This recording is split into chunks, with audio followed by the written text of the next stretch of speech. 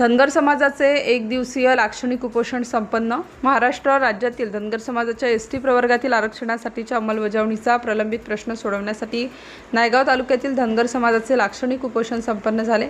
या धनगर समाजाच्या धरणे आंदोलनातून एसटी प्रवर्गातील GR काढून जातीचे प्रमाणपत्र देणे, सकल धनगर समाजाच्या वतीने जालना येथील उपोषणकर्ते दीपक बोराडे यांच्या उपोषणाला जाहीर पाठिंबा या मागण्या मांडण्यात आल्या। या उपोषणात माननीय माणिकराव लोहगावे, माधवराव चिंतले, सूर्याजी पाटील साडकर, हनुमंतराव वनाले, मोहनराव पाटील होळकर सह असंख्य समाज बांधव उपस्थित होते। उपोषणाची सांगता नायगाव तहसीलचे तहसीलदार डी गायकवाड यांना निवेदन देऊन या लाक्षणिक उपोषणाची सांगता करण्यात आली। सिटी इंडिया न्यूजसाठी प्रतिनिधी अशोक कुमनाळे, तालुका नायगाव।